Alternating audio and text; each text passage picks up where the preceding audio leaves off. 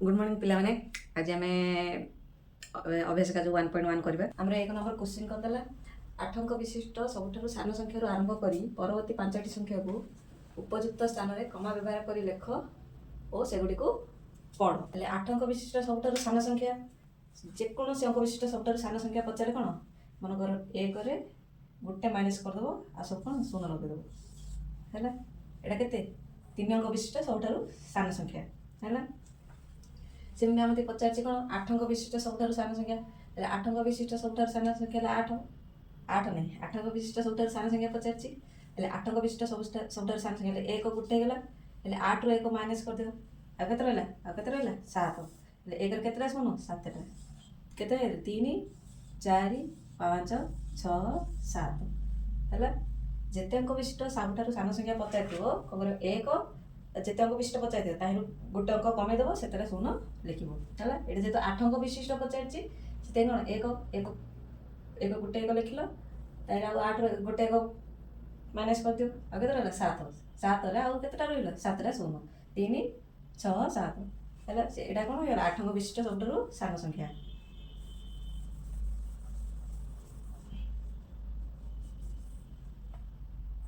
यहाँ कौन है 8 अंक विशिष्ट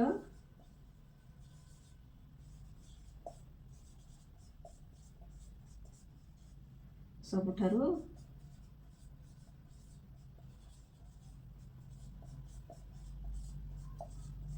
सान संख्या है से 8 अंक विशिष्ट सबुठारु सान संख्या रु आरंभ करी 8 अंक विशिष्ट सबुठारु सान संख्या आरंभ करी परवर्ती 5टी संख्या देछि है एटा गोटे संख्या है ये लेख आंसर कौन देछि उपयुक्त स्थान में कमा व्यवहार करी लेख परवर्ती 5टी संख्या एटा कौन हो गला 1 7 शून 1 2 3 4 5 6 7 है 1 2 3 4 5 6 7 1 7 शून आर परवर्ती संख्या कौन हम एक मिसेदेव परवर्ती संख्या कौन कर एक मिसेदेव के शून 3 3 6 ये कौन है 1 परवर्ती 5टी संख्या देछि तापर 1 2 3 4 5 6 2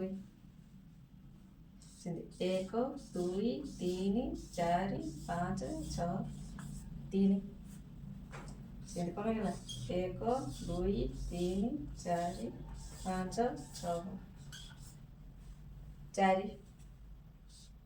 1 2 3 4 5 6 7 सी जेहतु देखिए देखो 8 अंक विशिष्ट सबुठ सान संख्या रू आरंभ करी तो 8 अंक विशिष्ट सबुठ सान संख्या होता है आरंभ करी परवर्ती 5टा संख्या तो परवर्ती 5टा संख्या 1 2 3 4 5 परवर्ती 5टा संख्या है उपयुक्त स्थान में कमा व्यवहार कर लेख है ये लिखुची है फास्ट कौन आसला कोटी तापरे नियुत तापरे लक्ष्य अयुत हजार सह 10 आउ 1 है कोड़ कोड़े आमर कमा कमा आमर कोड़ कोड़ हजार तापर आसो लक्ष्य तापर आसो कोटी ए जगह जगह आमर कौन कमा कोड़े हजार लक्ष्य आउ कोटी सेमती ये देखो 1 10 शह हजार रेट रहा कमा अयुत लक्ष्य ये रहा कमा नियुत कोटी है सेमती ये भी 1 10 शह हजार अयुत लक्ष्य नियुत कोटी सेमती यहाँ भी कौन 1 10 शह हजार अयुत लक्ष्य नियुत कोटी सेमती 1 10 शह हजार अयुत लक्ष्य नियुत कोटी 1 10 शह हजार अयुत लक्ष्य नियुत कोटी सेमती यहाँ भी 1 10 शह हजार अयुत लक्ष्य नियुत कोटी बुझल कौन गला आमर ए जे ଏରେ କ'ଣ ସରିଲା ଆନ୍ସର ହେଲା। ଉପଯୁକ୍ତ ସ୍ଥାନ କମା ବ୍ୟବହାର କରି ଲେଖ ଓ ସେଗୁଡ଼ିକୁ ପଢ଼। ଏଟାକୁ ପଢ଼ିବ। ଏଟାକୁ କ'ଣ ପଢ଼ିବ ଦେଖ, ଏଠି ସବୁ ଜାଗାରେ କ'ଣ ଅଛି ଶୂନ ଅଛି। ଏପଟେ ପଢ଼ିବ ସବୁବେଳେ କ'ଣ ଏପଟେ ପଢ଼ିବ। ହେଲେ ଏଇଟା କ'ଣ ଅଛି, ଏଇଟା କୋଟି ଜାଗାରେ ଅଛି। ଏଇଟା କାହା ଜାଗାରେ ଅଛି, କୋଟି ଜାଗାରେ ଅଛି ହେଲା। 1 କୋଟି 0 ଲକ୍ଷ 0 10 ସରି 1 କୋଟି 0 ଲକ୍ଷ 0 ହଜାର 0 ଶହ 0 10 0 1 ତ 0 ଯାକ କାଟିଦିଅ। ହେଲେ କ'ଣ ହେଲା 1 କୋଟି। ଆକୁ ପଢ଼ିବା କିଛି ଦରକାର ନାହିଁ। ଏଇଟା କ'ଣ ହେଇଯିବ 1 କୋଟି। ବୁଝିଲ? ସେମିତି ଏଇଟା ଗଲେ ଏପଟେ ପଢ଼ିବ ହେଲା। ଏଇଟା କୋଟି ଜାଗାରେ କେତେ ଅଛି 1 ହେଲେ 1 କୋଟି। ଲକ୍ଷ ଜାଗାରେ 0 ଅଛି ଦରକାର ନାହିଁ। ହଜାର ଜାଗାରେ 0 ଅଛି। 0 10 ସରି 0 ଶହ 0 10 0 1 ଏଇଟା କେତେ ହେଇଗଲା 1 କୋଟି 1 କେତେ ହେଇଗଲା 1 କୋଟି 1 ହେଲା। ଏଇଟା ବି ସେମିତି ଏପଟୁ ପଢ଼।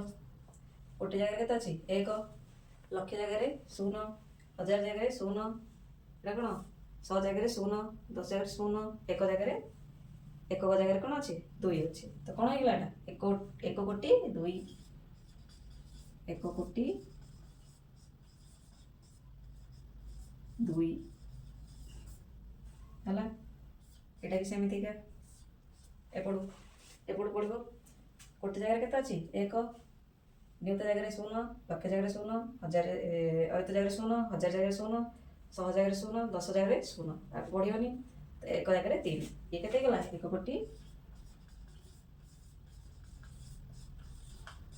3। ସେମିତି ଆକୁ ବି ପଢ଼। ଆକୁ ବି ପଢ଼ୁ ଏପଟେ ପଢ଼ିବ ହେଲା। ଆକୁ ବି ଏପଟେ ପଢ଼ିବ। ତ ଇଏ କେତେ କୋଟି ଜାଗାରେ କେତେ ଅଛି 1 ଆଉ ଏଇଟା କେତେ 1 ଜାଗାରେ କେତେ ଅଛି 4 ହେଲେ ଏଇଟା କେତେ ହେଇଗଲା 1 କୋଟି 4 କେତେ ହେଇଗଲା 1 କୋଟି 4। ବୁଝିଲ? ଆକୁ ବି ଏପଟେ ପଢ଼ିବ। କୋଟି ଜାଗାରେ କେତେ ଅଛି 1 ଜାଗାରେ 5 ତ ଏଇଟା କେତେ ହେଇଗଲା। ଆଉ ମଝିରେ ଆଉ ସବୁ ଜାଗାରେ ମଝିରେ କ'ଣ ଅଛି 0 ଅଛି। ତାକୁ ଆମେ ଛାଡ଼ିଦେବା। କ'ଣ ଅଛି 1 କୋଟି 5।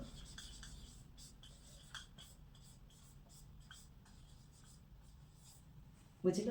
ପାର୍ଶ୍ୱସ୍ଥ ଅଙ୍କ ଗ୍ରିଡ୍ରୁ ଅଙ୍କ ନେଇ 5ଟି 8 ଅଙ୍କ ବିଶିଷ୍ଟ ସଂଖ୍ୟା ତିଆରି କର। ସେହି ସଂଖ୍ୟା ଗୁଡ଼ିକର ସଂଖ୍ୟା ନାମ ଲେଖ। ସୂଚନା 15ର ସଂଖ୍ୟା ନାମ ହେଉଛି 15। 15ର ସଂଖ୍ୟା ନାମ କ'ଣ 15। ଆମକୁ ଏମିତି ଲେଖିବାକୁ ପଡ଼ିବ ହେଲା। ଅଙ୍କ ଗ୍ରିଡ୍ ଏଇଟା ହେଉଛି ଅଙ୍କ ଗ୍ରିଡ୍। ଏଠି କେତେଟା ଅଙ୍କ ଦେଇଛି 9ଟା ଦେଇଛି।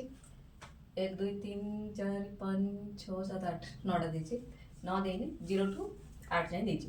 0 ଠୁ 8 ଯାଏଁ ଦେଇଛି। ତ ଅଙ୍କରେ 5ଟା 8 ଅଙ୍କ ବିଶିଷ୍ଟ ସଂଖ୍ୟା ଲେଖିବା। କେତେଟା ଲେଖିବା 5ଟା। କେତେଟା ଦେଇଛି 5ଟା। ଆନ୍ସର ଲେଖିବା। ସେ କେତେଟା ଦେଇଛି 5ଟି 8 ଅଙ୍କ ବିଶିଷ୍ଟ ସଂଖ୍ୟା ତିଆରି କର। ସେଇ ସଂଖ୍ୟା ଗୁଡ଼ିକର ସଂଖ୍ୟା ନାମ ଲେଖ। ସଂଖ୍ୟା ନାମ ଲେଖିବା। ସଂଖ୍ୟା ନାମ ଯାହା ଆମେ ଅକ୍ଷର ଲେଖିବା ତାହା ହେଲା। ତ କେମିତି ପଢ଼ିବା ଫାର୍ଷ୍ଟ ଆମେ 5ଟା 8 ଅଙ୍କ ବିଶିଷ୍ଟ ସଂଖ୍ୟା ନେଇଯିବା। 8 ଅଙ୍କ ବିଶିଷ୍ଟରେ କେତେ 8ଟା ଅଙ୍କ ଥିବ ହେଲା। ତ ସହଜ ପାଇଁ କ'ଣ ଦେଇଦେବା ନମ୍ବର ଦେଇଦେବା। ଛାଡ଼ ନମ୍ବର ଦେବା 5ଟା ହେଲା। 1 ଏମିତି କରିଦେବ ହେଲା। ଯଦି ସହଜ ତୁମ ପାଇଁ ଲାଗିବ ତ କରିବ ନହେଲେ ନାହିଁ ହେଲା। କେତେଟା ଅଙ୍କ ହେଲା କେମିତି ଜାଣିବା ଲେଖୁଥିବ ଗଣୁଥିବ କି ନାହିଁ ଏମିତି ଗାର ଦେଇଦେବ। କେତେଟା ଗାର 1 2 3 8ଟା ଅଙ୍କ ଦେଇଛି ନା 2 3 4 5 6 7 8 3 6 8 ସେମିତି ଏଇଠି ଗୋଟେ ଦେଇଦିଅ 1 2 3 4 5 6 7 8 1 2 3 4 5 6 7 8 1 2 3 4 5 6 7 8 କେତେଟା 1 2 3 4ଟା ହେଲା ଆଉ ଦେଇଦିଅ 1 2 3 4 5 6 7 8 5ଟା ହେଇଗଲା। 5ଟା ଆମେ ଏଠି କେତେ 5ଟା ସଂଖ୍ୟା ଲେଖିବା। କେତେ ଅଙ୍କ ବିଶିଷ୍ଟ ନା 8 ଅଙ୍କ ବିଶିଷ୍ଟ। ସବୁ ଜାଗାରେ କେତେଟା 2 4 6 8 8ଟା ଗାର ପକେଇଦେଲ। ତ ଏ ଭିତରୁ ଯେକୌଣସି ଅଙ୍କକୁ ଲେଖିପାରିବ ହେଲା। ତ ଫାର୍ଷ୍ଟ ମନରେ ଲେଖିବ 5 ମୁଁ ଏଠି କ'ଣ ଲେଖିଲି 5 3 7 4 8 ହେଲା। ଆଉ କ'ଣ ରହିଲା ଏଠି ଗଲା 5 3 7 4 8 ଗଲା 6 1 0 2 ରହିଲା ନାଇଁ 6 1 2 ହେଲା। ଏଇଟା ଗୋଟେ ସଂଖ୍ୟା ହେଇଗଲା। ଗାର ଗାର ଦେବାର ଲାଭ କ'ଣ ହେଲା ଦେଖ ଏଠି ଏଠି ଯେଉଁ ଆମେ ଯେଉଁ ଦେଇଛେ ଏଠି ଗାର ଗାର କାହିଁ ଦେଇଛେ ଏବେ ମୋତେ ଆଉ ଗଣିବାକୁ ପଡ଼ିଲାନି ନା କେତେଟା ସଂଖ୍ୟା ହେଲା ହେଲେ ଏବେ ମୁଁ ମନେ ଲେଖିଥାନ୍ତି ଏଇଟା 5 3 7 4 8 ହେଲେ ମୁଁ ଆଉ ଥରେ ଏଠି ବସିକି ଗଣିଥାନ୍ତି ଏଠି କେତେଟା ଅଙ୍କ ହେଲା ଆଉ କେତେଟା ଅଙ୍କ ମୁଁ ଲେଖିବି କେତେଟା ଅଙ୍କ ହେଲା 1 2 3 4 5 5 ହେଲେ ଆଉ 3ଟା ଅଙ୍କ ଲେଖିହେଲି ମୁଁ ଆଉ ଥରେ ଗଣିବି ଆଉ ଥରେ କ'ଣ 6 1 2 ହେଲା ମୁଁ ଏମିତି କାହିଁକି ଗଣିବି ମୁଁ 8ଟା ଗାର ଦେଇଦେଲି 8ଟା ଗାରରେ 8ଟା ଅଙ୍କ ଲେଖିଦେଲି ବୁଝିଲ ସେଥିପାଇଁ ମୁଁ କ'ଣ କଲି ଗାର ଦେଇଦେଲି 8ଟା ଗାରରେ 8ଟା ଅଙ୍କ ହେଲା ହେଲେ ମୋତେ ଆଉ ଗଣିବାକୁ ପଡ଼ିଲାନି ଆଉ ଶୀଘ୍ର ବି ହେଇଗଲା ତାପରେ ଆମେ ଏବେ ନେବା ଏଇଟା କ'ଣ ଏକ ଯେକୌଣସି ଗୋଟେ ଦେଇଛି 2 4 3 5 8 7 0 ହେଲା ତାପରେ ଆଉ ଗୋଟେ ଅଙ୍କ କ'ଣ ନେବା ଏଠି ନେବା 7 ହେଲା ଏଠି ନେବା କ'ଣ 0 3 2 8 5 6 1 ହେଲା ସେ ଏଇଠି ହେଲେ ଗୋଟେ ନେଇଯିବା କ'ଣ 8 8 6 1 2 5 7 4 3 କୋଉଠି ହେଲେ ସେମ୍ ସଂଖ୍ୟା ରିପିଟ୍ ହେଇଛି କି କୋଉଠି ମାନେ ଗୋଟେ ଲାଇନରେ କୋଉଠି ସଂଖ୍ୟା ରିପିଟ୍ ହେଇଛି କି ହେଇନି ରିପିଟ୍ କଲେ ବି ଚଳିବ କାହିଁକିନା ସେ ଦେଇନି ନା ଯେ ସେମ୍ ସଂଖ୍ୟାକୁ ତମେ ଆଉ ଥରେ ଲେଖିପାରିବନି ବୋଲି ଲେଖିପାରିବ ସେମିତି କିଛି ନାହିଁ ତାପରେ ଆମେ ଆସିବା 6 ହେଲା 6 4 8 2 1 0 5 3 ହେଇଗଲା ଆମେ ଏଇଟା କେତେ 5ଟା ସଂଖ୍ୟା ଲେଖିଲେ 5ଟା ସଂଖ୍ୟାକୁ 8 ବିଶିଷ୍ଟ 5ଟା ସଂଖ୍ୟା ଲିଖିଦେଲେ 8 5ଟା ସଂଖ୍ୟା ଲିଖିଦେଲେ ଆମର କ'ଣ ଏଇ ଯାଇ ସରିଗଲା ହେଲା ପାର୍ଶ୍ୱସ୍ଥ ଅଙ୍କ ଗ୍ରିଡରୁ ଅଙ୍କ ନେଇ 5ଟି 8 ବିଶିଷ୍ଟ ସଂଖ୍ୟା ତିଆରି କରିଦେଲେ ସେଇ ସଂଖ୍ୟା ଗୁଡ଼ିକର ସଂଖ୍ୟା ନାମ ଲେଖ ଯେମିତିକି କ'ଣ 15 ଦେଇଛି ସଂଖ୍ୟା ନାମ ହେଉଛି କ'ଣ 15 ଏମିତି ଆମେ ଲେଖିବା ସେମିତି ଏଇଟାକୁ କ'ଣ କରିବ ଲେଖିବ ସଂଖ୍ୟା ନାମ ଯାହା କେମିତି ପଢ଼ିବ ତାହା ସବୁ ସେମ୍ ହେଲା ତ କମା ଦେବା କମା ଦେଲେ ଏମିତି କ'ଣ ହେବ ସହଜ ହେବ ପଢ଼ିବାକୁ 1 10 100 1000 ଅୟୁତ ଲକ୍ଷ ନିୟୁତ କୋଟି ବୁଝିଲ ହେଲେ ଏଇଟା କ'ଣ ହେଇଯିବ ଏପଟୁ ପଢ଼ିବା ଆମେ ସବୁବେଳେ କ'ଣ ସଂଖ୍ୟା ନାମ ଏପଟୁ ପଢ଼ାଯାଏ ହେଲା କେତେ ହେଇଯିବ 5 କୋଟି କେତେ ହେଇଯିବ 5 କୋଟି ହେଲା ଏଇଟା କେତେ ଲକ୍ଷ ଜାଗାରେ ଅଛି ତମେ ତା ପୂର୍ବରୁ ପଢ଼ିଥିଲେ ଏଇଟା କ'ଣ ଲକ୍ଷ ଜାଗାଟା ହେଲା 7 ଏଇଟା 5 କୋଟି ହେଲା 5 କୋଟି ପରେ କ'ଣ ହେଲା 37 ଯେଉଁ ଏଇଟା ଯେଉଁ ରହିଲା କ'ଣ ଏଇଟା ଦେଖ ଲକ୍ଷ ଜାଗାରେ କେତେ 7 ଅଛି କିନ୍ତୁ ଏ ଦୁଇଟା ମିଶେଇକି ଆମେ ପଢ଼ିବା ହେଲା କେତେ ହେଇଯିବ 37 ଲକ୍ଷ 37 ଲକ୍ଷ ହେଇକିନା କିନ୍ତୁ ଲେଖିଲା ଆସି କ'ଣ ଲେଖିବା ଆମର 37 ଏମିତି ଲେଖିବ ଲେଖିଲେ ଆସି କ'ଣ ଲେଖିବ ଆରେ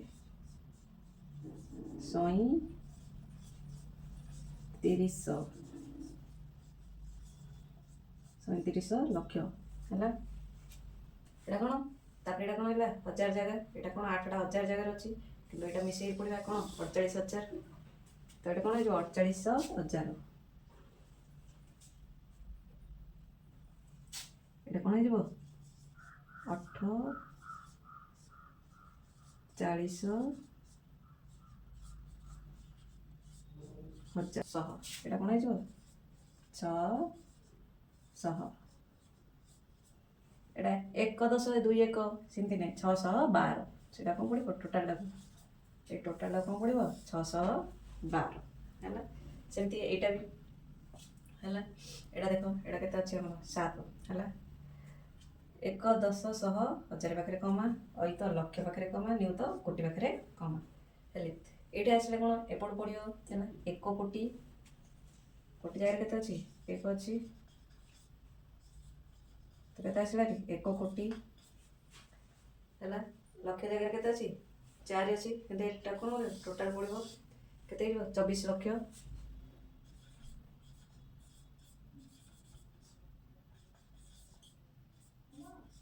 24 ଲକ୍ଷ ହେଲା ତାପରେ ଏଇଟା ଦେଖ ଏଇଟା 1000 ଜାଗାରେ କେତେ ଅଛି 5 କିନ୍ତୁ ଏଇଟା ଟୋଟାଲଟା କ'ଣ ପଡ଼ିବ ଟୋଟାଲଟା କରିଦେବ 35 पैंतीस एटा कौन पैंतीस पढ़ो कितु तुम लिखला कौन पढ़ो लिख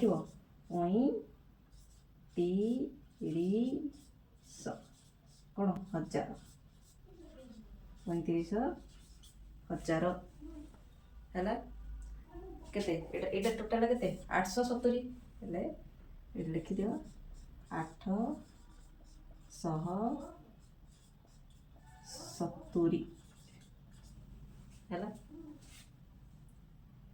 सेमती एटा भी देखो है 1 10 100 1000 अयुत लक्ष नियुत कोटि है देख कोटि जगह केते अच्छी 7 एटा है कौन 7 कोटि कौन हो 7 कोटि ये कौन अच्छे लक्ष जगह 3 अच्छे आगु शून्य अच्छे शून्य पड़ोनी तो करते 3 लक्ष 7 कोटि 3 लक्ष हजार जगह केते अच्छी 8 अच्छी तो 8 गुरु अच्छी 2 अच्छी टोटाल पढ़ ये शून्य थे पढ़ी न था ये जेहतु केते 2 अच्छी तो पढ़ो केते 28000 28000 एटा केते टोटाल एटा 561 561 एटा कौन लिख 561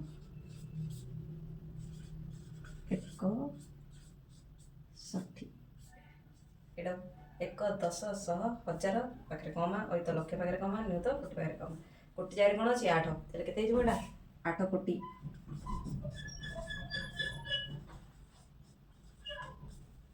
एटी केते अच्छी नियुत जगह 6 और लक्ष जगह 1 तेरे केते 61 लक्ष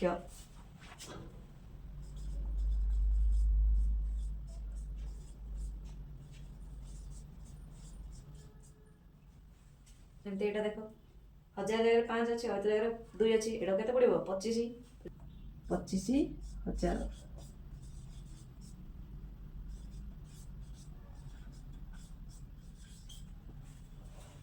एटा देख एटा केते अच्छी एटा कौन पड़ो 743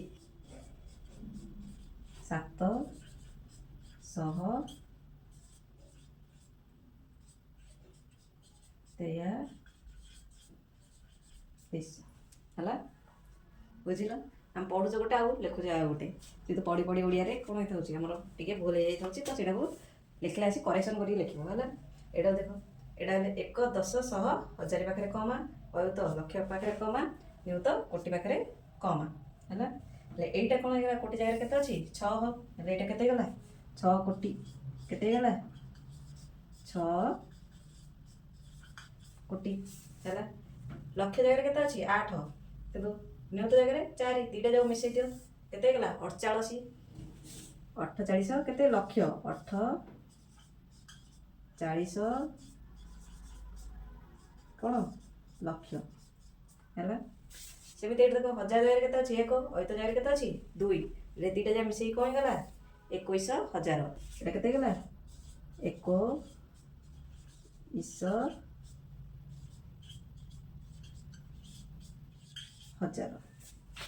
एटा कौन पढ़ो ये देख ये शून्य अच्छी शून्य को पढ़ा हेनी एट केते रहा 53 केते रहा 53 बुझल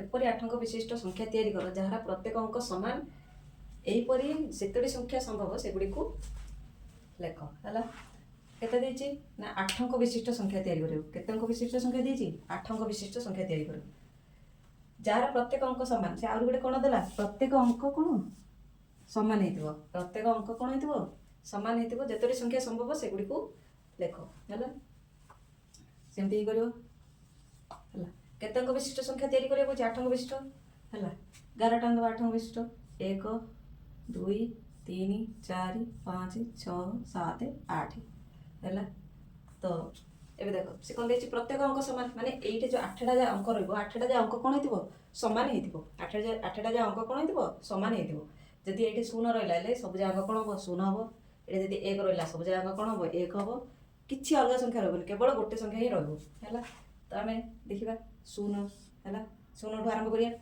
ଶୂନ ହେଲେ 8ଟା ଯାକ କ'ଣ ରହିଲା? ଶୂନ। 8ଟା ଯାକ କ'ଣ ରହିଲା? ଶୂନ ହେଲା।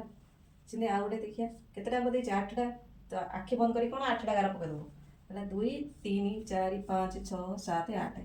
ଶୂନ ପରେ କ'ଣ ଆସିବ? 1 8ଟା ଲେଖିଦେବା ହେଲା। ତାପରେ ଆଉ ଥରେ 8ଟା ଗାର ପକାଇଦେବା ହେଲା। 1 ପରେ କ'ଣ ଆସିଲା? 2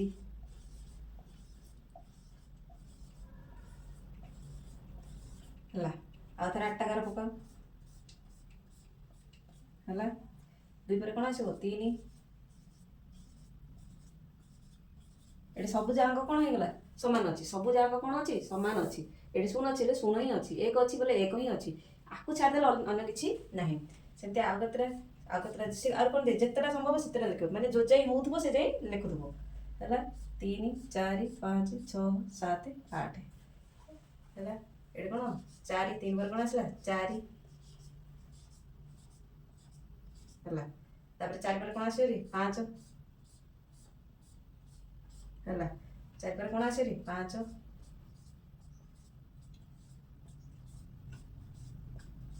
5 ପରେ ଆଉ ଗୋଟେ କ'ଣ ଆସିବ? 6 ହେଲା। ଗାର ପକେଇଦେବ ଲେଖିଦେବ, ନହେଲେ କ'ଣ ଗଣି ଗଣି ଲେଖିଲେ ବି ହେବ ହେଲା। 6 ପରେ କ'ଣ ଆସିବ? 7 6 ପରେ କ'ଣ ଆସିବ? 7 ହେଲା। 7 ପରେ କ'ଣ ଆସିବ? 8 8ଟା ଗାର ପକେଇଦେବ, 8 ଲେଖିଦେବ। 8ଟା ଗାର ପକେଇଦେବ, 8 ଲେଖିଦେବ। 8 ପରେ କ'ଣ ଆସିବ? 8 ପରେ କ'ଣ ଆସିବ? 9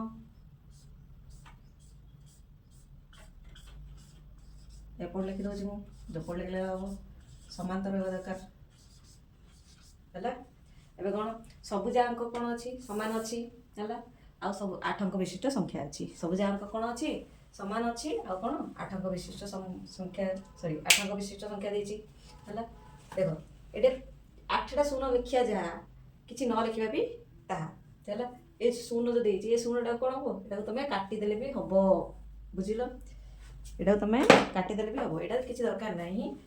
ମୁଁ ଖାଲି ତମେ ବୁଝିବ ବୋଲି ଲେଖିଦେଲି ହେଲା। ଏଟାକୁ କିଛି ଦରକାର ନାହିଁ। ଏଇଟା ଶୂନଟାକୁ ନ ଲେଖିଲେ ବି ହବ, କାହିଁକିନା ଶୂନକୁ ତମେ କ'ଣ ପଡ଼ିବ? କିଛି ତ ପଡ଼ିବନି। ତ ଶୂନକୁ ନ ଲେଖିଲେ ବି ହବ। ତ ଏବେ ଆମର ଆନ୍ସର କ'ଣ ହେଇଗଲା? ଏତିକି ହେଲା। 8 ଅଙ୍କ ବିଶିଷ୍ଟ ସଂଖ୍ୟା 8ଟା ଅଙ୍କ କ'ଣ? 1 2 3 4 5 6 7 8 1 2 3 4 5 6 7 8 3 6 8 3 6 8 3 6 8 3 6 8 ସବୁ ଜାଗା କ'ଣ ଅଛି? 8 ଅଙ୍କ ବିଶିଷ୍ଟ। କୋଉଠି ହେଲେ ଗୋଟେ ଅଙ୍କ ଅଧିକ ନଥିବ କିମ୍ବା କମ୍ ନଥିବ। ସେଥିପାଇଁ କ'ଣ କହିଲି? ଯେତେ ଅଙ୍କ ବିଶିଷ୍ଟ ସଂଖ୍ୟା ଦେଇଥିବ ସେତେଟା ଗାର ପକେଇଦେବ, ତ ତମକୁ କ'ଣ ହବ? ଗଣିବାକୁ ପଡ଼ିବନି। ଏବେ ଦେଖ ମୁଁ ଏଇଠି ଯଦି ଲେଖିବି ହେଲା, 1 1 1 ମୋତେ ଦେଇଛି 8, ଏଇଟାକୁ ହିଁ ଯଦି ମୁଁ ଏଇଠି ଲେଖିଥାନ୍ତି ହେଲା, 8 ଅଙ୍କ ବିଶିଷ୍ଟ ହେଲା, 8ଟା 1 ଲେଖିଥାନ୍ତି ହେଲା। 1 1 1 1 କେତେଟା ହେଲା? ଏବେ ଆଉଥରେ ଗଣିବି ହେଲା। ନହେଲେ ମୁଁ ମନେ ମନେ ଗଣିବି କେତେଟା ହେଲା ହେଲେ 1 2 3 4 5 6 7 ହେଲା। ଆଉ 1 ତ ମୁଁ ଗଣିବି ଟିକେ ସମୟ ମାନେ ପଜ୍ ନେଇକି ଗଣିକି ଆଉ ଥରେ ଲେଖିଲି ହେଲା। କିନ୍ତୁ ମୁଁ ଯଦି ଏଇଟା 8ଟା ଗାର ପକେଇଦେବି ତ ମୁଁ ଆଖି ବନ୍ଦ କରିକି କ'ଣ ଲେଖିଦେବି? ଏବେ ମୁଁ ଯଦି 8ଟା ଗାର ପକେଇଦେଲି 1 2 3 4 5 6 7 8 ହେଲା, ତ ମୁଁ ଏଇଟା ଲେଖିଦେଲି 1 1 1 1 1 1 1 1 ହେଲା। ମୋତେ ଗଣି ହେବ ନାହିଁ, କାହିଁକିନା ମୁଁ ଗାର ପକେଇଲା ସେ ହିଁ ଗଣି ଦେଇଛି ଯେ ମୁଁ କେତେଟା ଗାର ପକେଇଛି। ଯେତୋଟି ସଂଖ୍ୟା ସମ୍ଭବ ଯୋଉ ଦେଇଛି ଏଠି, ଦେଖ ଏଠି ଯୋଉ ଦେଇଛି ଯେତୋଟି ସଂଖ୍ୟା ସମ୍ଭବ ହେଲେ କେତେଟା ସଂଖ୍ୟା ସମ୍ଭବ ହେଲା? 1 2 3 4 5 6 7 8 9। ଏଠି କେତେଟା ସଂଖ୍ୟା ସମ୍ଭବ ହେଲା? 9ଟା ସଂଖ୍ୟା। କେତେଟା ସଂଖ୍ୟା? 9ଟା ସଂଖ୍ୟା ସମ୍ଭବ। କେତେଟା ସଂଖ୍ୟା ସମ୍ଭବ? 9ଟା ସଂଖ୍ୟା ସମ୍ଭବ। ଶୂନ ଯୋଉ ଆମେ 8ଟା ଶୂନ ନେଲେ ସେଇଟା ହବନି, କାହିଁକିନା 8ଟା ଶୂନ ନେବା ଯାହା, ଗୋଟେ ଶୂନ ଲେଖିବା ତାହା ହେଲା। 4 କରେ କ'ଣ ଦେଲା? କେବଳ 2ଟି ଅଙ୍କ ବ୍ୟବହାର କରି ଏପରି ଗୋଟିଏ 8 ଅଙ୍କ ବିଶିଷ୍ଟ ସଂଖ୍ୟା ଲେଖ ଯାହାର ଅଙ୍କଗୁଡ଼ିକୁ ଓଲଟା କ୍ରମରେ ଲେଖିଲେ ମିଳିଥିବା ସଂଖ୍ୟାଟି ମୂଳ ସଂଖ୍ୟା ସହ ସମାନ ହେବ। ଦେଖ ଏଠି କ'ଣ କ'ଣ ଦେଇଛି? କେବଳ 2ଟି ଦେଇଛି। କ'ଣ ଦେଇଛି? କେବଳ 2ଟି ଅଙ୍କ ଦେଇଛି। କେବଳ 2ଟି ଅଙ୍କ ବ୍ୟବହାର କରି ଏପରି ଗୋଟିଏ 8 ଅଙ୍କ ବିଶିଷ୍ଟ ସଂଖ୍ୟା। କେତେ ଅଙ୍କ ବିଶିଷ୍ଟ ସଂଖ୍ୟା? 8 ଅଙ୍କ ବିଶିଷ୍ଟ ସଂଖ୍ୟା ଲେଖ ଯାହାର ଅଙ୍କଗୁଡ଼ିକୁ ଓଲଟା କ୍ରମରେ ଲେଖିଲେ ମିଳିଥିବା ସଂଖ୍ୟାଟି ହେଲା, ଯେଉଁ ସଂଖ୍ୟାଟା ତମକୁ ମିଳିଥିବ ସେ ମୂଳ ସଂଖ୍ୟା ସହ କ'ଣ ହେବ? ସମାନ ହେବ ହେଲା। ଦେଖ ସେ ଦେଇଛି କେବଳ 2ଟା ଅଙ୍କ ବ୍ୟବହାର କରିକିରି ହେଲା। ହେଲେ ତମେ ଯେକୌଣସି 2ଟା ଅଙ୍କ ବ୍ୟବହାର କରିପାରିବ, ଯେକୌଣସି 2ଟା। 0ରୁ 9 ଯାଏଁ ଯେଉଁ 9ଟା ଅଙ୍କ ଅଛି ଆମର ସେ ଭିତରୁ ଯେକୌଣସି ଯେକୌଣସି ଦୁଇଟା ଅଙ୍କ ବ୍ୟବହାର କରିପାରିବ ହେଲା। ଯେକୌଣସି ଦୁଇଟା ଅଙ୍କ ମନେକର ଆମେ ନେଇଯିବା କ'ଣ, ଯେକୌଣସି କେବଳ ଦୁଇଟା ଅଙ୍କ ଦେଇଯିବା, ଯେକୌଣସି ଦୁଇଟା ଅଙ୍କ ମନେକର ମୁଁ ନେଇଗଲି କ'ଣ 1 ଆଉ 3 ହେଲା। 1 ଆଉ 3କୁ ନେଇକିରି ମୁଁ ନେବି 8 ଅଙ୍କ ବିଶିଷ୍ଟ ଗୋଟେ ସଂଖ୍ୟା ଲେଖିବି, ଯାହାକୁ ଓଲଟେଇକି ଲେଖିଲେ ଏବେ ଓଲଟେଇକି ଲେଖିଲେ ଏମିତି ସରି ଯାହାକୁ ଓଲଟେଇକି ଲେଖିଲେ ଓଲଟା କ୍ରମରେ ଲେଖିଲେ ମଧ୍ୟ ସେଇଟା କ'ଣ ସମାନ ହେଉଥିବ। ମୁଁ ଯାହା ଲେଖିଥିବି ତାକୁ ଓଲଟେଇ ଲେଖିଲେ ସେଇଟା ସମାନ ହେଉଥିବ। ଯେମିତିକି ଆମର କ'ଣ ଅଛି କ ଟ କ ହେଲା। ଯେମିତି ଆମର କ'ଣ ଅଛି କଟକ, ଆକୁ ଏପଟୁ ପଢ଼ କି ଏପଟୁ ପଢ଼, ଯୋଉପଟେ ପଢ଼ିଲେ ବି କ'ଣ ହେଇଯିବ କଟକ। ଏଟାକୁ ଦେଖ କଟକ, ଏ କକୁ ମୁଁ ଯଦି ଓଲଟେଇ ଲେଖିବି କ'ଣ ହେଇଯିବ କଟକ ହେଲା। ସେମିତି ଆହୁରି ବି ଅଛି କ'ଣ ଅଛି ଟମାଟୋ, ଆକୁ ଏପଟୁ ପଢ଼ କି ଏପଟୁ ପଢ଼, ଦୁଇ ପଟ ଯାକ କ'ଣ ହେବ ସମାନ ହେବ ହେଲା। ସେମିତି ଏମିତି କ'ଣ ଲେଖିବାର ଅଛି ସଂଖ୍ୟା ଲେଖିବାର ଅଛି, କେବଳ ଦୁଇଟା ଅଙ୍କ ନେଲେ କ'ଣ ଗୋଟେ 1 ଆଉ ଗୋଟେ 3। ଆମକୁ କେତେ ଅଙ୍କ ବିଶିଷ୍ଟ ସଂଖ୍ୟା ଲେଖିବାର ଅଛି ନା 8 ଅଙ୍କ ବିଶିଷ୍ଟ। ତ 8ଟା ଗାର ଦେଇଦିଅ 1 2 3 4 5 6 7 ଆଉ 8 ହେଲା। 8ଟା ଗାର ଦେଇଦେଲ, ସେ କ'ଣ ଦେଇଛି ଆମକୁ ଓଲଟା କ୍ରମରେ ଲେଖିଲେ ହେଲେ ମିଳିଥିବା ସଂଖ୍ୟାଟା ମୂଳ ସଂଖ୍ୟା ସହିତ ସମାନ। ମାନେ ଏବେ ମୁଁ ଯେଉଁ ସଂଖ୍ୟାଟା ଲେଖିବି ତୁମେ ତାକୁ ଓଲଟେଇକି ଲେଖିଲେ ହେଲେ ସେ ସଂଖ୍ୟାଟା ହିଁ ଆସୁଥିବ ହେଲା। ହେଲେ ମୁଁ ଏଠି 1 ଲେଖିଦେଲି, ଏଠି ବି 1 ଲେଖିଦେଲି ହେଲା। ମଝିରେ ଯାହା ରହିଲା ସେଇଟା 3 ଲେଖିଦେବି ହେଲା। ଆଉ ତମ ଏପଟୁ ଲେଖ କି ଏପଟୁ ଲେଖ, ଦୁଇ ପଟ ଯାକ ରହିଯିବ ସମାନ ହେଇଛି। ଗୋଟିଏ ଦେଇଛି, ଏଇଟା କ'ଣ ଦେଇଛି ଏମିତି ଗୋଟିଏ ଦେଇଛି ହେଲା। ସେଥିରେ ସେ ଗୋଟିଏ ସଂଖ୍ୟାଟା କ'ଣ ହେଇଗଲା ଏଇଟା କ'ଣ 1 3 3 3 3 3 ଏବେ ଗଣି 3 3 5 ଆଉ ଗୋଟେ 3 3 3 6 7 1 ସେ ଗୋଟେ ସଂଖ୍ୟାଟା ହେଉଛି ଏଇଟା ବୁଝିଲ। 1 3 ଜାଗାରେ ତୁମେ ଆଉ ଯେକୌଣସି ସଂଖ୍ୟା ବି ନେଲେ ହେବ ହେଲା। ଏବେ ଏଇଟାକୁ ଏମିତି ଲେଖିଲି, ମୁଁ ଆଉ ଗୋଟେ ବି ଲେଖିପାରିବି। କେତେ ଅଙ୍କ ବିଶିଷ୍ଟ 8 ଅଙ୍କ ବିଶିଷ୍ଟ ଦେଇଛି, 8 ଅଙ୍କ ବିଶିଷ୍ଟ 8ଟା ଗାର 4 5 6 7 8 ହେଲା। ମୁଁ ଆଗରେ ଆଉ ପଛରେ କ'ଣ ଲେଖିଦେଲି 3, ଆଗ ଆଉ ପଛଟା କ'ଣ ରହିବ ସମାନ ରହିବ ମଝିରେ ବୁଝିଲ। ଆଗଟା ଆଉ ପଛଟା ଦୁଇଟା ସମାନରେ ଲେଖିଦେବ, ମଝିରେ ଆଉ ଯେଉଁ ରହିଲା ଏଇଟା ଲେଖିଦେବ ହେଇଯିବ ହେଲା। ଆଉ ତୁମ ଓଲଟେଇ ଲେଖୁନ, ଏଇଟା ଯଦି ଓଲଟେଇ ଲେଖିବ କ'ଣ ହେଇଯିବ ଏଇଟା ଏଇଠି ଆସିବରି ହେଲା, ଏ 3ଟା ଏଇଠିକି ଆସିବରି, ଏ 3ଟା ଏଇଠିକି ଆସିବରି, ଏ 3ଟା ଏଇଠିକି ଆସିବରି, ଏ 3 ଏଇଠିକି ଆସିବ, ଏ 3ଟା କ'ଣ ହେଇଯିବ ଏଇଠିକି ଆସିବ, ଏ 3ଟା କ'ଣ ହେଇଯିବ ଏଇଠିକି ଆସିବ, ଏ ଏଗୁଡ଼ା କ'ଣ ହେଇଯିବ ଏଇଠିକି ଆସିବ। ସେ ଗୋଟେ ହିଁ ସଂଖ୍ୟା ଆସିଲା ବୁଝିଲ। ସେମିତି ଆକୁ ହେଲେ ତୁମ ଓଲଟେଇ ଲେଖ ହେଲା। ଦେଖ ଆକୁ ଓଲଟେଇ ଲେଖିଲେ ଇଏ ଏଇଠିକି ଆସିବରି 3, ଏ ଏଗୁଡ଼ା ଏଇଠିକି ଆସିବରି 1, ଏ ଏଗୁଡ଼ା ଏଇଠିକି ଆସିବରି 1, ଏ ଏଗୁଡ଼ା ଏଇଠିକି ଆସିବରି 1, ଏ ଏଗୁଡ଼ା ଏଇଠିକି ଆସିବରି 1, ଏ ଏଗୁଡ଼ା ଏଇଠିକି ଆସିବରି 1, ଏ ଏଗୁଡ଼ା ଏଇଠି ଆସିବରି 1, ଏ 3ଟା କ'ଣ ହେଇଯିବ ଏପଟେ ପଳେଇବ 3। ଓଲଟେଇ ଲେଖିଲେ ସମାନ ହେଲା ହେଲା। କେବଳ ଆନ୍ସର କେବଳ ଏତିକି ଲେଖିବ ହେଲା। ବୁଝିବାକୁ ଯେତିକି ତୁମେ ବୁଝିବାକୁ ବୁଝେଇଦେଲି, ଆନ୍ସର ଖାତାରେ ଏତିକି ହିଁ ଲେଖିବ। କେବଳ ଦୁଇଟି ଅଙ୍କ ହେଉଛି କ'ଣ 1 ଆଉ 3, ତାକୁ ବ୍ୟବହାର କରି ଗୋଟିଏ 8 ଅଙ୍କ ବିଶିଷ୍ଟ ଦେଇଛି, ତ ଏଇଟା ହେଇଗଲା ଆମର 8 ଅଙ୍କ ବିଶିଷ୍ଟ ସଂଖ୍ୟା। ଆକୁ ଓଲଟେଇ ଲେଖିଦିଅ ନହେଲେ, ଆକୁ ଓଲଟା କାମରେ ଏଇଟା ହେଉଛି କ'ଣ, ଏଇଟା ଆମର କ'ଣ ହେଉଛି ମୂଳ ସଂଖ୍ୟା, ଏଇଟା ଆମର କ'ଣ ହେଉଛି ମୂଳ ସଂଖ୍ୟା ହେଲା। ଆକୁ ଓଲଟେଇକି ଲେଖିଦିଅ, ସରି ଆଉ ଗୋଟେ ଖାଇଦେଲି କି ମୁଁ, ଆଉ ଗୋଟେ ଖାଇଦେଇଛି ହେଲା।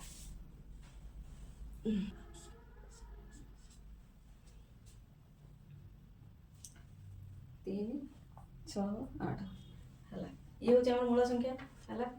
ଇଏ ଯେଉଁ ମୂଳ ସଂଖ୍ୟା ଆକୁ ଓଲଟେଇ ଲେଖିଦିଅ, ଆକୁ ହେଲା 1 3 3 3 3 3 3 1, ଏଇଟା ଏଇଠିକି ଏଇଟା ଏଇଠିକି ଏସବୁ ଯାକ କ'ଣ ଆସିଲା ଏଇଠି ପଳେଇ ଆସିଲା। ଏଇଟା କ'ଣ ହେଇଥିବ ମିଳିଥିବା ସଂଖ୍ୟା, ଓଲଟା କ୍ରମ ଲେଖିଲେ ମିଳିଥିବା ସଂଖ୍ୟାଟି ମୂଳ ସଂଖ୍ୟା ସହିତ ସମାନ। ଏଇଟା ଆମର କ'ଣ ହେଲା ଏଇଟା ହେଲା ମିଳିଥିବା ସଂଖ୍ୟା, ଏଇଠି ଏଇଟା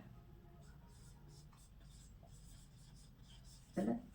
ମିଳିଥିବା ସଂଖ୍ୟା ଆଉ ମୂଳ ସଂଖ୍ୟା ଦୁଇଟା ଯାକ କ'ଣ ହେଇଗଲା ସମାନ ହେଇଗଲା ହେଲା। ଦେଖ ଏବେ 4 ଖ କରିବ ହେଲା। ସେ ଦେଇଛି 3ଟି ଅଙ୍କ ବ୍ୟବହାର କରି ଏପରି 8 ଅଙ୍କ ବିଶିଷ୍ଟ ସଂଖ୍ୟାଟିଏ ଲେଖ ଯାହାର ଅଙ୍କମାନଙ୍କର ସମଷ୍ଟି 8 ହେବ। ଏହିପରି ଆଉ କେତେ ଗୁଡ଼ିଏ ସଂଖ୍ୟା ଲେଖ, କେତେ ଗୁଡ଼ିଏ ହେଲେ କେତେଟା ଲେଖିବା, ଯେତେଟା ସମ୍ଭବ ସେତେଟା ଲେଖିବାକୁ ସେ କହିଛି ହେଲା। ହେଲେ ଆନ୍ସର ଦେଖିବା ହେଲା। ଫାର୍ଷ୍ଟ କ୍ୱେଶ୍ଚନରେ କ'ଣ ଦେଇଛି ଦେଖ, 3ଟି ଅଙ୍କ ଦେଇଛି ବ୍ୟବହାର କରି ଏପରି କେତେ 8 ଅଙ୍କ ବିଶିଷ୍ଟ ସଂଖ୍ୟା ଲେଖିବ। କେତେ ଅଙ୍କ ବିଶିଷ୍ଟ ସଂଖ୍ୟା ଲେଖିବ ତୁମେ ଆଠ ଅଙ୍କ ବିଶିଷ୍ଟ ସଂଖ୍ୟା ଲେଖିବ। ଯାହାର ଅଙ୍କମାନଙ୍କର ସମଷ୍ଟି କେତେ? ଅଙ୍କମାନଙ୍କର ସମଷ୍ଟି କେତେ? 8 ହେବ ହେଲା। ଆଉ ସେ କ'ଣ ଦେଇଛି? ଏଇପରି ଆଉ କେତେ ଗୁଡ଼ିଏ ସଂଖ୍ୟା ଲେଖ। ଏଇପରି ଆଉ କେତେ ଗୁଡ଼ିଏ ସଂଖ୍ୟା ଲେଖ ଅର୍ଥ କ'ଣ? ଯେତେଟା ସମ୍ଭବ ସେତେଟା ଲେଖିବ ହେଲା। ହେଲେ ଆମେ ଫାଷ୍ଟ ଦେଖିବା ଯେ କେଉଁ 3ଟା ଅଙ୍କକୁ ମିଶାଇଲେ ଆମର ଟୋଟାଲ ମାନେ କ'ଣ ସମଷ୍ଟି ଯାହା ବି ଯୋଗଫଳ ହଉ ସମଷ୍ଟି ହଉ ମିଶାଇଲେ ସେ ସଂଖ୍ୟା 3ଟା ମିଶାଇଲେ କେତେ ଆସିବ? 8 ଆସିବ ହେଲା। ଏ 3ଟି ଅଙ୍କ ବ୍ୟବହାର କରିକି ହେଲା 3ଟା ଯାକ ଅଙ୍କ ଅଲଗା ଅଲଗା ହେଇଥିବ। 3ଟା ଯାକ କ'ଣ ଅଙ୍କ ଅଲଗା ହେଇଥିବ। ହେଲେ 0 + 1 + ଏଠି କ'ଣ ହେଇଗଲା? 7 କେତେ ହେଲା? 8 ହୋଇଗଲା ହେଲା। ସେମିତି ଆସିପାରିବା କ'ଣ? 1 + 2 3 ଇଏ 5 କେତେ ହେଇଗଲା? 8 ହେଲା। ସେମିତି ଆଉ କ'ଣ ଆସିବ? 5 3 0 + 3 ମିଶାଣ 5 ମିଶାଣ 0 କେତେ ହେଇଗଲା? 8 ହେଇଗଲା ହେଲା। ସେମିତି 6 2 8 ହେଲେ 6 2 8 ହେଲେ ଗୋଟେ 0 ହେବ ହେଲା। 2 + 6 କେତେ ହେଇଗଲା? 8। ଆଉ କ'ଣ ଅଛି? 5 3 8 6 2 8 5 7 1 8 4 4 8 କିନ୍ତୁ 4 4 8 ଯିବନି କାହିଁକିନା ଦୁଇଟା କ'ଣ ହେଇଯାଉଛି? 4 ହେଉଛି। 4ଟା ଦୁଇଟା ସଂଖ୍ୟା ସମାନ ହେଇଯାଉଛି ତ ଯିବନି। 3ଟା ସଂଖ୍ୟା କ'ଣ ଅଲଗା ଅଲଗା ହେଇଥିବ। ଅଲଗା ଅଲଗା ହେଇଥିଲେ ଆଉ କ'ଣ ଯିବ ନା ଅଙ୍କକୁ ମିଶାଇଲେ କ'ଣ ହେଉଛି? ଆମର ମିଶାଇଲେ କେତେ ଆସୁଛି? 8 ଆସୁଛି ହେଲା। ଏ ଅଙ୍କକୁ ନେଇକରି ତୁମେ କ'ଣ କରିବ? ସଂଖ୍ୟା ତିଆରି କରିବ ହେଲା। କାଢ଼ିଦେଲ ଅଙ୍କମାନ ସମସ୍ତେ 8 ମାନେ ଏତିକି ସଂଖ୍ୟା ଏ ଯେଉଁ ଅଙ୍କ ଦେଇଛି ଏ ଅଙ୍କକୁ ହିଁ କ'ଣ ବ୍ୟବହାର ହେଲା। ଆମେ ଦେଖ ଆମେ ଫାଷ୍ଟ କ'ଣ କାଢ଼ିଦେଲେ ଅଙ୍କମାନ ସମସ୍ତେ 8 ବୋଲି ଦେଇଛି ତ ଆମେ ଏତିକି ଅଙ୍କ କାଢ଼ିଦେଲେ ଯେ ଏତିକି ଅଙ୍କକୁ ମିଶାଇଲେ କ'ଣ ହେଉଛି? 8 ହେଉଛି ହେଲା। ତ ଆକୁ ନେଇକି ଆମେ ଏବେ କ'ଣ 8 ଅଙ୍କ ବିଶିଷ୍ଟ ସଂଖ୍ୟା ଲେଖିବା ହେଲା। 3ଟି ଅଙ୍କ ଦେଇଛି 3ଟା ଅଙ୍କ ହେଲା। 8 ହେଇଗଲା। ତାକୁ ଆମେ କ'ଣ କରିବା? 8 ଅଙ୍କ ବିଶିଷ୍ଟ ସଂଖ୍ୟାଟିଏ ଲେଖିବା। ସଂଖ୍ୟାଟିଏ ଏଇଟା ହେଲେ ମନେ ରଖିବା କ'ଣ ଦେଇଛି? ଗୋଟେ ସଂଖ୍ୟା ଦେଇଛି। ଆମେ ଲେଖିବା କେତେଟା? ଗୋଟେ ହିଁ ସଂଖ୍ୟା ଲେଖିବା ହେଲା। ତ ଗୋଟେ ସଂଖ୍ୟା ମନେ ଲେଖ ହେଲା। ସଂଖ୍ୟା କ'ଣ? 1 ଦେଖ 0 0 0 0 0 0 କେତେଟା ଏବେ ଅଙ୍କ ହେଲା ମୁଁ ଗଣିବି। ଯଦି ମୁଁ ଗାର ଦେଇଥାନ୍ତି କ'ଣ ହେଇଥାନ୍ତା? ମୋତେ ସହଜ ହେଇଥାନ୍ତା ହେଲା। ତ କେତେଟା ହେଲା? 1 2 3 4 5 6 7 8 ହେଲା। ଏଇଟା ରହିଗଲା 7 ହେଲା। ସଂଖ୍ୟାଟିଏ ଲେଖ। ତ ସଂଖ୍ୟାଟିଏ ହେଉଛି ଏଇଟା ହେଲା। ଏଇଟା ଗୋଟେ ସଂଖ୍ୟା ଦେଇଛି। ତାପରେ କ'ଣ ଦେଇଛି? ଏଇପରି ଆଉ କେତେ ଗୁଡ଼ିଏ ସଂଖ୍ୟା ଲେଖ। ଏଇପରି ଆଉ କେତେ ଗୁଡ଼ିଏ ସଂଖ୍ୟା ହେଲେ କ'ଣ ହେଇଯିବ? ଏଇଟା ଗୋଲଟେଇ ଦିଅ। ଏଇଟା ଗୋଲଟେଇ ଦେଲେ ଇଏ ବି ଆଉ ଗୋଟେ ସଂଖ୍ୟା ହେଇଗଲା ହେଲା। ସେମିତି ଏଇଟାକୁ ନେଇକି ତୁମେ ଲେଖିପାରିବ। 1 2 5କୁ ନେଇ ଲେଖିପାରିବ କ'ଣ? 1 2 5କୁ ନେଇକିରି ହେଲା। ଫାଷ୍ଟ ଦେଇଦିଅ କେତେଟା ଗାର? 8ଟା 2 3 4 5 6 7 8 ହେଲା। 1 2 ଯେକୌଣସି ଜାଗାରେ 5 ଲେଖିଦେବ ହେଲା। 5 2 7 8 ହେଇଗଲା। ଆଉ ଯାହା ରହିଲା ସବୁ ଯାକ କ'ଣ ଲେଖିଦେବ? 0 0 0 0 0 ବୁଝିଲ? ମିଶାଇଲେ କେତେ ଆସୁଛୁ? 8। ଏଇଟା ମିଶାଅ 1 0 ମିଶିଲେ 1 1 2 ମିଶିଲେ 3 3 0 ମିଶିଲେ 3 3 5 ମିଶିଲେ 8 8 0 ମିଶିଲେ କେତେ ହେଲା? 8 ହେଲେ ଆର ସମଷ୍ଟି ବି 8 ଆର ସମଷ୍ଟି ବି 8 ଆଉ ଆର ସମଷ୍ଟି ବି 8 ହେଲା। ସେମିତି ଆହୁରି ଲେଖିପାରିବ ତୁମେ। ଆହୁରି 8ଟା ଗାର ଦେଇଦେବ। ଯାକୁ ମିଶାଇଲେ କେତେ ହେଉଥିବ? 8 ହେଲା। ସେମିତି ଏଇଟା କେତେ? 3 5 0 ହେଲା। 3 5 କୋଉଠି ଲେଖିଦିଅ। ଆଉ ବାକି ଜାଗା କ'ଣ ଲେଖିଦେବ? 0। 3ଟା ଅଙ୍କ ହେଇଗଲା। 3ଟା ଅଙ୍କ ଆମେ ବ୍ୟବହାର କଲେ ଆଉ 8 ଅଙ୍କ ବିଶିଷ୍ଟ ସଂଖ୍ୟା ଲେଖିଲେ ଯାହାର ସମଷ୍ଟି କେତେ ହେଉଛି? 8 ହେଉଛି। ସେମିତି ଏଇଟାକୁ 0 2 6କୁ ବି ବ୍ୟବହାର କରି ତୁମେ ଲେଖିପାରିବ ହେଲା। ଗୋଟେ ଲେଖିବାକୁ ଦେଇଛି ତ ଗୋଟେ ଲେଖିଦେଲି। ଆଉ କେତେ ଗୁଡ଼ିଏ ଲେଖିବ ସେଇଟା ତୁମେ ନିଜେ ଲେଖିବ ହେଲା। ବହୁତ ଗୁଡ଼ିଏ ଲେଖି ହେଇପାରିବ ବୋଧେ। ଏବେ ଦେଖ ଏ 2ଟାକୁ ଏଇଠିକି ଆଣିବ ଭାରି 5ଟାକୁ ଏଇଠିକି ଆଣିବ ଭାରି ତ ସେଇଟା ବି ଗୋଟେ ହେଇଯିବ ହେଲା। ତ ବହୁତ ସାରା ହେଇଯିବ। ଏ ସଂଖ୍ୟାଟାକୁ ମିଶାଇବ ସେଟା ମିଶାଇଲେ ଆସି କେତେ ଆସିବ? 8 ମିଶାଇ ଦିଅ। 1 ମିଶାଣ 0 ମିଶାଣ 0 ମିଶାଣ 0 ମିଶାଣ 0 ମିଶାଣ 0 3 6ଟା 0 3 2 5 ମିଶାଣ 0 ମିଶାଣ 7 କିଛି କରୁଛୁ କେତେ? 8 ହେଲା। ବୁଝିଲ? ଏତିକି ହେଉଛି ତୁମର ଆନ୍ସର୍ ହେଲା। ଆଉ ଯାହା ବାକି ମୁଁ ଲେଖିଥିଲି ସେଇଟା ତ ମୁଁ କେବଳ କ'ଣ ବୁଝିବାକୁ ଲେଖିଥିଲି। ଏତିକି ହେଉଛି ତୁମ ଆନ୍ସର୍। ଏତିକି ନେଇକରି ବି ତୁମେ ଆହୁରି ଅନ୍ୟ ଗୁଡ଼ିଏ ସଂଖ୍ୟା ଲେଖିପାରିବ ହେଲା। ଯଦି ଦେଇଛି ଆଉ ଏଇପରି ଆଉ କେତେଟା ଏଇପରି ଆଉ କେତେ ଗୁଡ଼ିଏ ସଂଖ୍ୟା ଲେଖ ଯଦି ଦେଇଛି ତ ଏଇଟା ଗୋଟେ ହେଇଗଲା ହେଲା। ଏଇଟା ଗୋଟେ ହେଇଗଲା। ସେମିତି ତୁମେ ଆହୁରି ବି ଲେଖିପାରିବ। ଏଇଟା ଦେଖ ଏଇଟା 3 ଦେଇଦେବ ଏଇଟା 5 ଦେଇଦେବ ଏଇଟା 0 ଦେଇଦେବ 0 0 0 0 0 ବାକି ସବୁ 0 ହେଲା। ଓଲଟେଇ ଏଇଟା 5 ଦେଇଦେବ 3 ଦେଇଦେବ ଓଲଟେଇ ଦେଲେ ଆହୁରି ହେଇଗଲା। ବୁଝିଲ? ଏମିତି ତୁମେ କେତେ ଗୁଡ଼ିଏ ଲେଖିପାରିବ ହେଲା। ତ କେତେଟା ହେଇଗଲା? ଆମେ କେତେଟା ସଂଖ୍ୟା ଲେଖିଲେ? ଟୋଟାଲ୍ 2 4 2 6ଟା ଲେଖିଲେ ତୁମେ ଆଉ ସବୁ ଲେଖିବ।